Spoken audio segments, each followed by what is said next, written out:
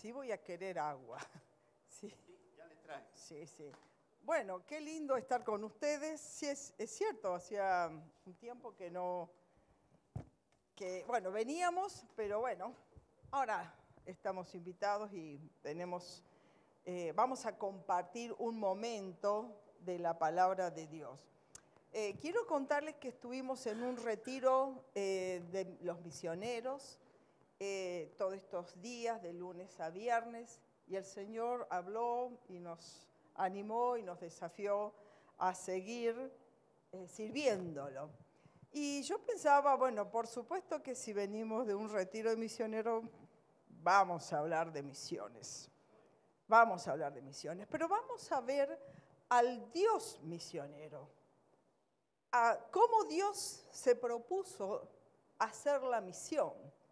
Y no nos damos cuenta a veces de que Dios fue el que tomó la iniciativa siempre. Siempre Dios tomó la iniciativa. Porque Dios es el Dios de la historia. Toda la historia, todo lo que vemos está bajo el control de Dios. Nada se le escapa. Pero Dios es un Dios de propósitos. Él tiene propósitos. Tampoco es casual. Lo que nos parece un accidente o algo casual o algo que se nos fue de la mano está bajo el control de Dios. Y vamos a ver que Dios es el alfa y la omega. Es el principio y el fin. ¿Cuál es el libro de la Biblia del principio? Génesis. ¿Y cuál es el del final? Apocalipsis. Pero Apocalipsis significa revelación. Génesis es el inicio. Vamos a ver en Génesis 1:1, que es tan conocido, ese versículo, dice, en el principio creó Dios los cielos y la tierra. Él estaba desde el principio, desde el comienzo, ¿sí? Y después sigue Génesis con toda la creación de cada día. Y al final, en el versículo 1, del capítulo 1 al 27, dice, 27, 28 y 29, dice, y creó Dios al ser humano a su imagen. Lo creó a imagen de Dios. Hombre y mujer lo creó. Y Dios los bendijo con estas palabras. Sean fructíferos, multiplíquense, llenen la tierra y sométanla. Dominen a los peces del mar y a las aves del cielo y a todos los animales que se arrastran por el suelo. Y también les dijo, yo les doy de la tierra todas las plantas que producen semilla y todos los árboles que dan fruto con semilla. Todo esto les servirá de alimento. Dios creó un planeta, el planeta Tierra, con todo lo que el hombre iba a necesitar para sus alimentos, para su abrigo, todo. Pero en el principio estaban Adán y Eva. Sin embargo, vamos a leer Apocalipsis. Vamos a leer Apocalipsis 7, versículo 9, ¿no? Dice, después de esto miré y apareció una multitud tomada de todas las naciones, tribus, pueblos y lenguas. Era tan grande que nadie podía contarla. Estaban de pie delante del trono del Cordero, vestidos de ropa blanca y con ramas de palma en la mano. Este libro de Apocalipsis lo escribió el apóstol Juan. Se calcula más o menos en el 90 de la era cristiana. ¿A quién vio Juan? Ahí en el cielo. De toda lengua y nación, de toda tribu. ¿De dónde salió toda esa gente que Juan estaba viendo ahí en el Apocalipsis, en su revelación? ¿De dónde salió? Porque a veces nosotros leemos la Biblia por pedazos, estudiamos por pedazos, pero no vemos la totalidad, no vemos a Dios como un Dios que tiene el control de todo. Y esa gente, y entre esa gente, Juan nos vio a nosotros, que no existíamos. Cuando Juan, conocemos que Juan fue uno de los apóstoles, el evangelio en las tierras de Israel recién se estaba expandiendo, recién estaba llegando por Turquía, Siria, apenas Italia, pero dice de toda lengua, de todas las naciones.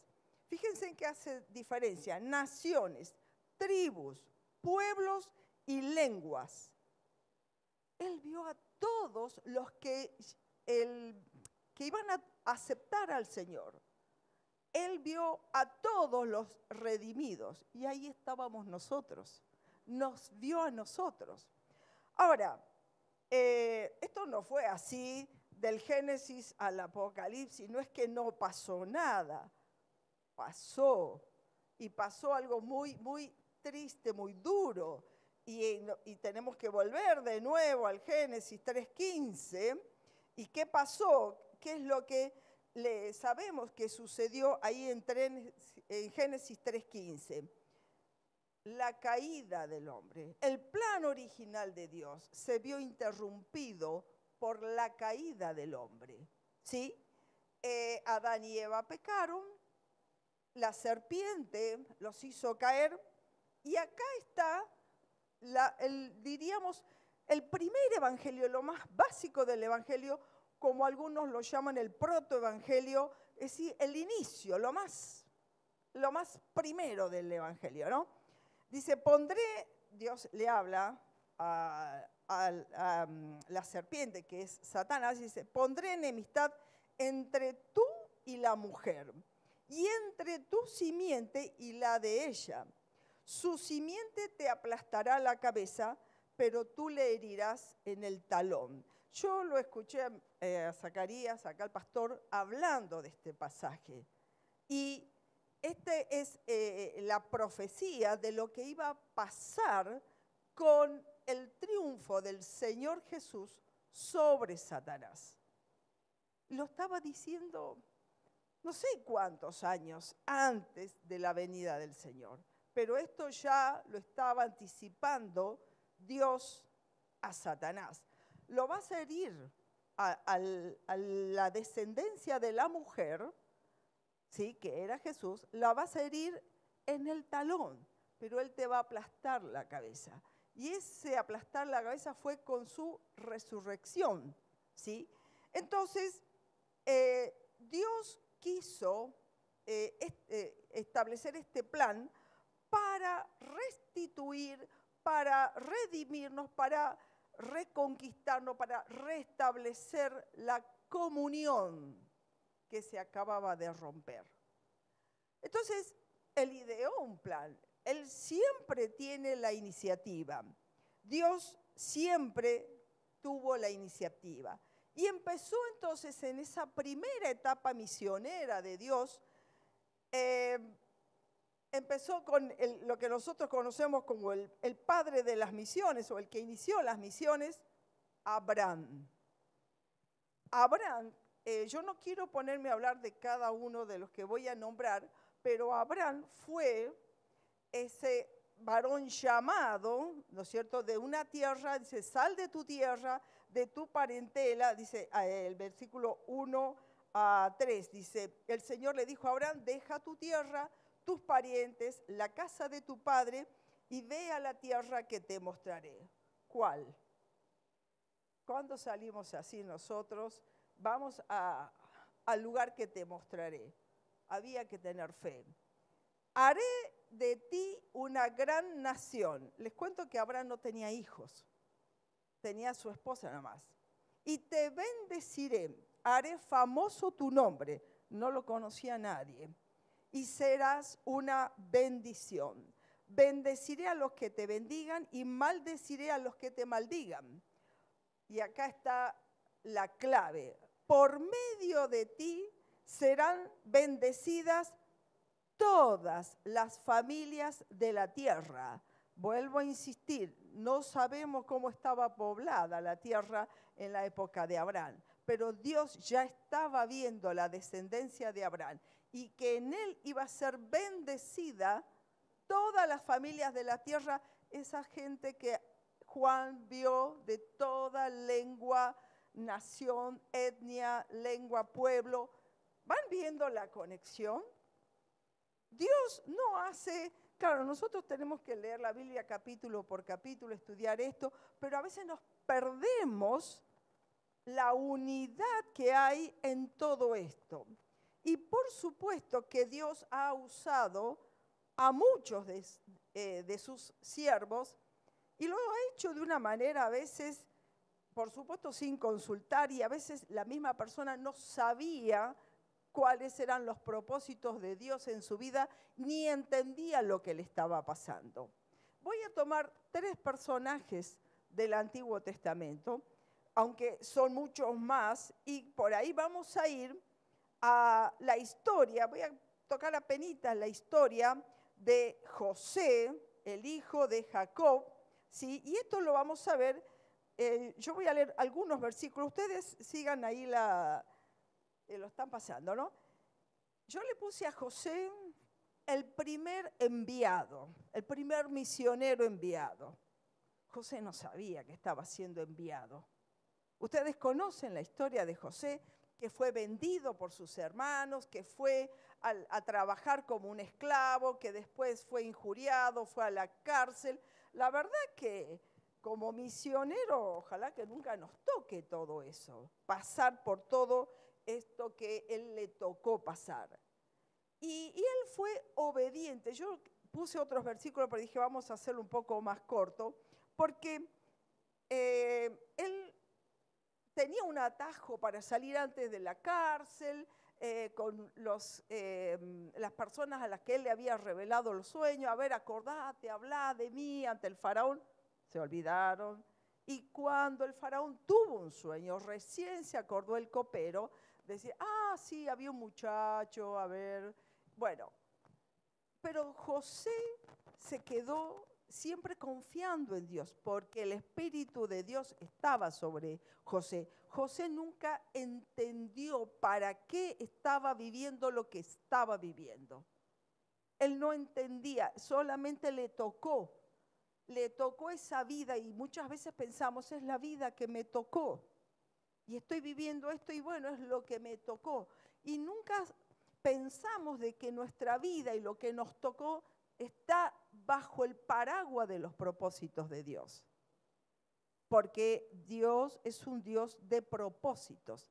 No nos deja así accidentalmente que nos pasen cosas. Y José, vieron ustedes que después revela el sueño al faraón, él da la gloria a Dios y le dice, no es por mí, sino que Dios quiso revelarle a usted todo lo que va a pasar. Entonces ahí José tiene un cargo importante, luego vienen los hermanos a buscar alimento, pasa el tiempo en estas idas y venidas hasta que José se le revela a los hermanos, les dice, miren, yo soy su hermano José. Lloraron, estaban asustados, toda una historia, pero José, como dicen los chicos, ahí le cayó la ficha. Ahí le cayó la ficha porque José ahí entiende los propósitos de Dios. Dice, en este versículo que tengo acá, pero ahora por favor no se aflijan más ni se reprochen el haberme vendido, pues en realidad fue Dios quien me mandó delante de ustedes para salvar vidas. Recién ahí entendió los propósitos de Dios, salvar vidas. Ahora, si los hermanos nunca lo hubieran vendido, hubieran sido hermanos que se discuten normalmente, José hubiera sido un pastor más. un pastor que se quedaba ahí, pero José fue a un lugar y llegó a ser el segundo en un imperio egipcio muy importante. A mí me encanta la historia porque la uno con la Biblia y realmente te sorprende lo que Dios hace. ¿De qué imperio? Es como decir en este momento llegó a ser el segundo de Estados Unidos. Así, de importante, no quiero decir de Rusia porque no sé cómo están yendo, pero de un imperio con influencia en todo su alrededor. Y ahí él entendió, ¿sí? No sé si te lo dije, pero yo lo voy a leer en el versículo 8, dice, fue Dios quien me envió aquí, no ustedes. Él me ha puesto como asesor del faraón y administrador de su casa y como gobernador de todo Egipto. Qué bueno es reconocer que esto que te pasó es porque Dios lo permitió, porque Dios tiene propósitos. Recuerden esto todo el tiempo. Dios tiene propósitos con nuestra vida, con todo lo que nos pasa. Las cosas alegres, las cosas tristes, los dolores, todo está bajo el control de Dios. Vamos a ver una salida forzosa, decimos nosotros como en la obra misionera, ¿viste? Cuando hablamos de los enviados, ¿no? O sea, ¿son enviados o son expulsados? Una salida forzosa, la salida de Daniel, el profeta Daniel. El profeta Daniel fue un joven que salió, fue al exilio por el pecado de su pueblo, no por su propio pecado. A mí, siempre cuando estamos atravesando momentos difíciles en el país, yo le digo siempre a Néstor, nos toca hacer el camino de Daniel. ¿Por qué? Porque Daniel era un joven temeroso de Dios, obediente a Dios. Sin embargo, en el momento de que tuvo que ir al exilio, que fue un castigo de Dios al pueblo judío, él tuvo que ir. Y él se había portado bien, era un joven temeroso, pero él tuvo que ir. Y tuvo que ir porque Dios tenía propósitos. Entonces, yo me lo imagino a Daniel caminando esos kilómetros, creo que son como 600, no miré bien todo, pero y tuvo que caminar y luego ser examinado por el rey de un gran imperio babilónico, gran imperio, había que estar en esos lugares, ¿no? Y que le dijo, bueno, buscate a los buenos mozos, los más inteligentes y de la nobleza. O sea, Daniel no era un pibe así nomás, era de la nobleza, capaz que tenía ciertos privilegios en su casa. Y dice, a esos tráemelos, que yo los quiero en mi corte y los vamos a adoctrinar, le vamos a enseñar las lenguas, nuestras creencias y todo lo demás.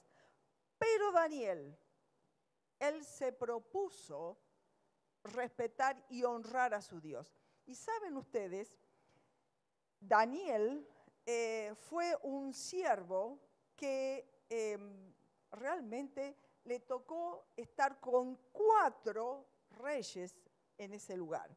Nabucodonosor, Belsasar, Darío y Ciro. Había que estar, ustedes no saben lo que era, si estudian un poco historia, lo que era ese imperio enorme. Y Dios lo puso a hablarle a esa gente. ¿Vieron cuando uno cree que hay personas a las que nunca vas a llegar? Porque, no, donde yo vivo, de donde soy, no voy a llegar.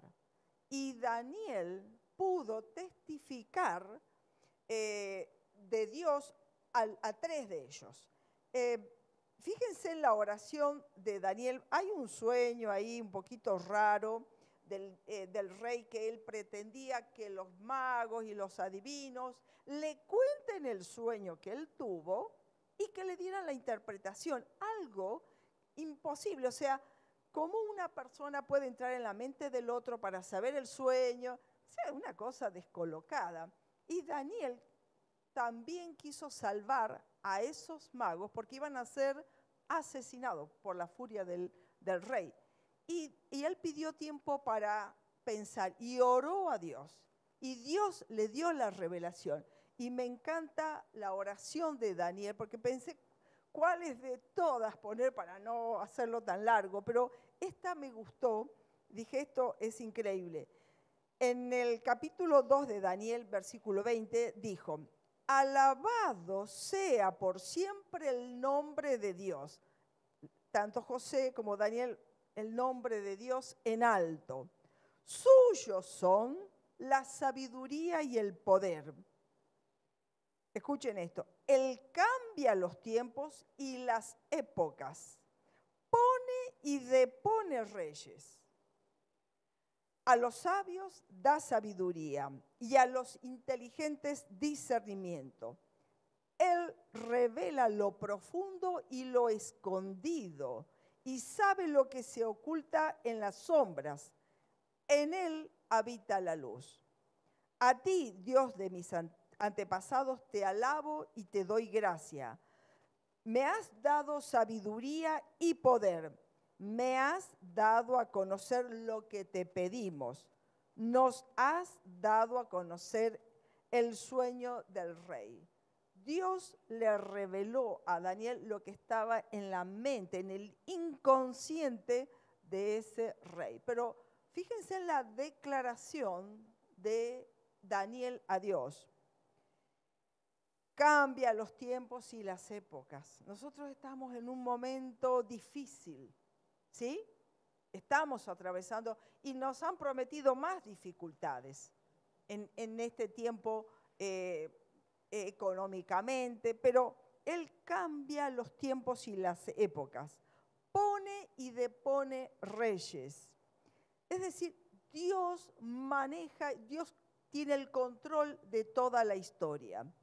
Pero pensemos en este joven que fue involuntariamente, forzosamente, salió a un imperio, a un lugar que no sabía que iba a pasar toda su vida. Porque después de Nabucodonosor vino su hijo, después cayó Babilonia, ¿sí? En manos de los medos, después vinieron los persas, todo un rollo político, pero Daniel siempre se mantuvo en la corte. Y hubo tantas historias en contra de él, pero Daniel nunca se alejó de Dios. Fíjense, ahora yo pensaba, ¿no? En el pueblo de Israel, en el pueblo judío, habían profetas. ¿Y por qué no lo dejó Dios a Daniel hablándole al pueblo judío? Porque uno a veces es lo que escuchamos mucho en misiones, pero acá hay tantos para predicar, tantas personas que no conocen. ¿Por qué hay que ir a otro lado? Porque tienen las iglesias, porque hay quien predique y no creen. Y no creen. Y hay que ir a otro lugar y no esperen ser sacados forzosamente. Ahora, fíjense en lo que está pasando con muchos creyentes, familias, amigas nuestras de matrimonio que se están yendo de Argentina por el tema económico. Esas son pequeñas antorchas que van en busca de su mejora económica, pero van a seguir sirviendo a Dios. Y Dios los va a usar en el lugar que estén. A veces esas salidas involuntarias no van como misioneros, van por un tema personal, pero esos temas personales Dios los usa. Y hay uno más, y con terminamos la parte del Antiguo Testamento, Jonás. ¿Qué decimos de Jonás? Jonás 1:1. Vamos a leer. Ese es el profeta rebelde. Nosotros lo tenemos como el misionero rebelde. Vamos a leer 2 versículos, ¿no? Jonás 1:2, ¿no? Le dice, levántate y ve a la ciudad de Nínive y proclama contra ella que su maldad ha llegado a mi presencia, ¿no? En el versículo 1 dice, la palabra del Señor vino a Jonás, hijo de Amitai, levántate y ve a la ciudad de Nínive y proclama contra ella que su maldad ha llegado a mi presencia. Vamos a leer Jonás 3, capítulo 3, versículo 1. La palabra del Señor vino por segunda vez a Jonás, levántate y ve a la gran ciudad de Nínive y proclámale el mensaje que te voy a dar. Le está diciendo lo mismo, pero 2 veces. ¿Qué pasó entre la primera y la segunda vez? Pasó el capítulo 1 y 2, donde Jonás obedientemente se fue para el otro lado, ¿no? Él fue el profeta enviado. Él fue el profeta mandado por Dios. Los otros fueron expulsados forzosamente, pero el enviado, el desobediente, que se fue para otro lado, tuvo que tener una experiencia enorme, profunda. No quiero entrar en detalle, pero les animo a leerla, la historia. Es increíble lo que Dios hace, pero acá te quiero y acá vas a hablar. Y tenía que ir a hablarle a los futuros enemigos, o ya eran enemigos, del pueblo de Israel. Los que se iban a llevar en cautiverio al pueblo de Israel. Entonces él no quiere. Dice, los vas a perdonar, yo no quiero hablarles. A veces nos pasa que pensamos, estos no se merecen el perdón de Dios. Y nos ponemos en el lugar de Dios. Porque no le voy a predicar. Este tipo, este violador, no se merece el perdón de Dios. Porque es tanto lo que ha hecho, el daño que ha hecho, o este asesino no se merece. Y entramos a ponernos en juez. Y Dios ama a todos. Porque lo que Dios ve es la obra de Satanás en la vida de esas personas. Y Dios quiere transformar, restaurar vidas. Entonces, Jonás es yo creo que es el profeta que perdió las oportunidades de disfrutar de la obra de Dios en la gente. Porque él fue caminando y dijo lo que Dios le había dicho, andá y predica, dentro de 40 días Nínive va a ser destruida. Y él se caminó todo el centro y yo digo, habrá ido, dentro de 40 días Nínive va a ser, dentro de 40 días, o sea, con unas ganas, no de que nadie entienda el mensaje ni que nadie se convierta. Sin embargo, el rey se enteró y mandó ayuno. ¿Y qué produjo esa conversión en Jonás? Más enojo. Y más enojo con Dios porque él no podía entender ese corazón de Dios. Y muchas veces nosotros no podemos entender ese corazón de gracia, de amor, porque no se merecen.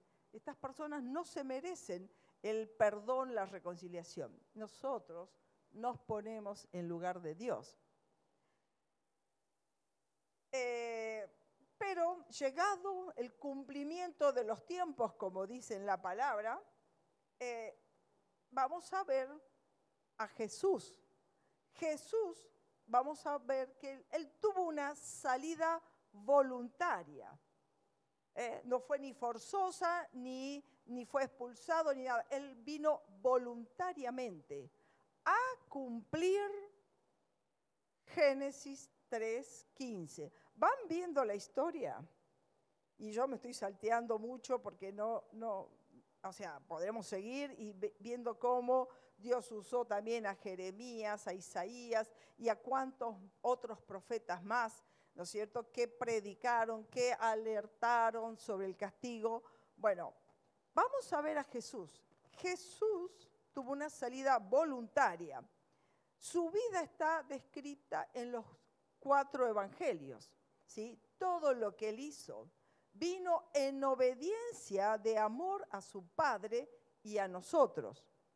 Predicó, enseñó, restauró vidas y murió en la cruz. consumando en él el sacrificio y la victoria con su resurrección. Él cumplió Génesis 3:15. Él tenía que morir, pero aplastó a la serpiente con la resurrección. En eso se basa nuestra esperanza. En eso nos gloriamos, en su muerte y en su resurrección. Por eso nosotros estamos aquí.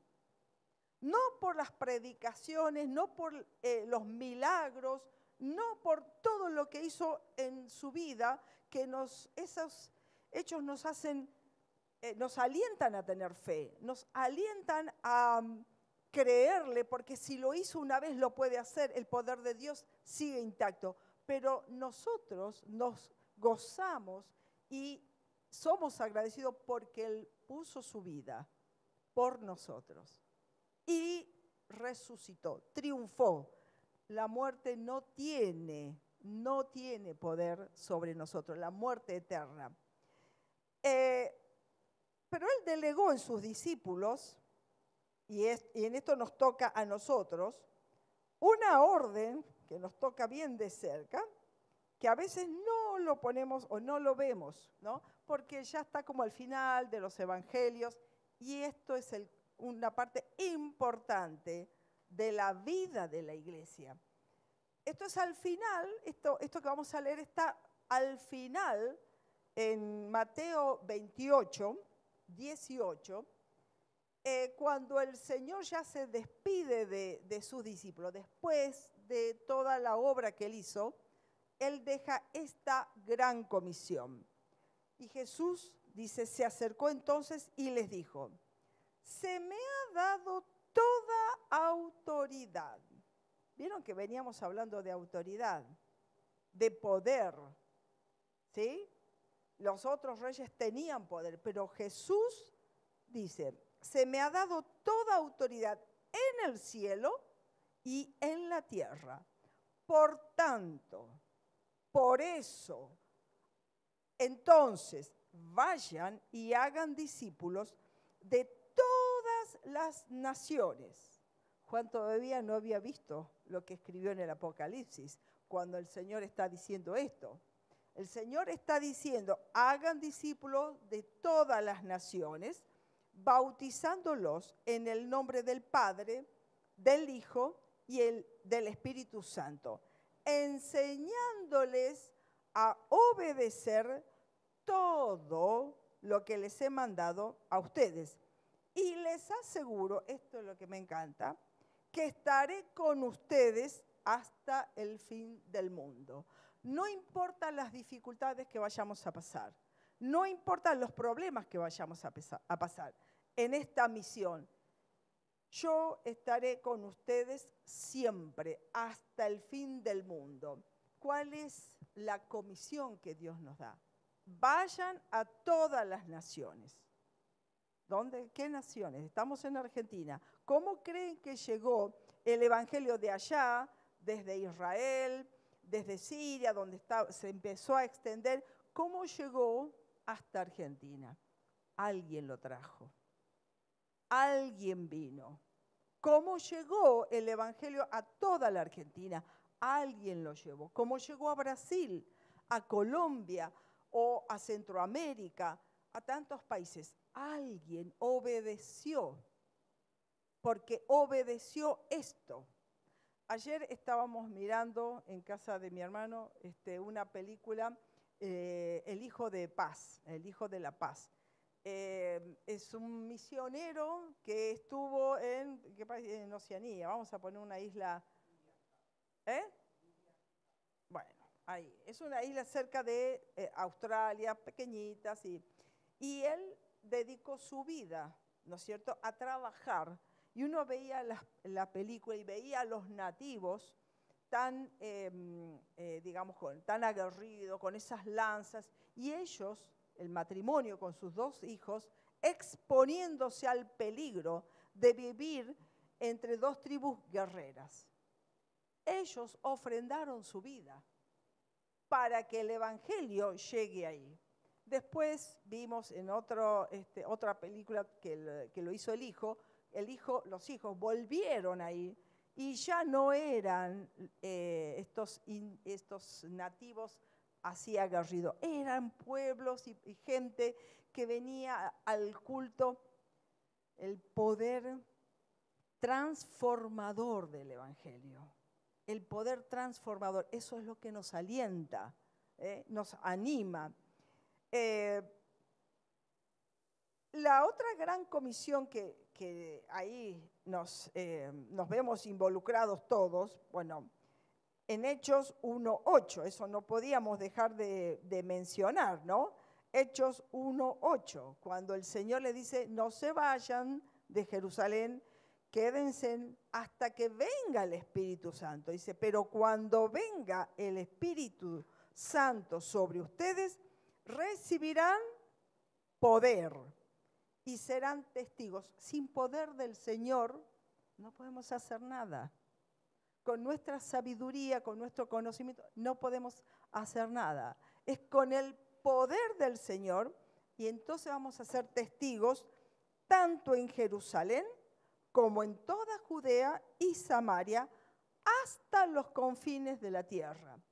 Una cosa que me llamaba la atención ahora que estuvo el presidente en el Vaticano y saludó al Papa, algo que me llamaba la atención del Papa cuando él asumió como Papa, él dijo, yo soy el Papa del fin del mundo. Y ¿se acuerdan que él siempre se llama así el Papa del fin del mundo? ¿Nunca escucharon? Si ustedes ven el globo terráqueo y miran dónde estamos los argentinos, realmente estamos como en el fin del mundo, pero el Evangelio llegó,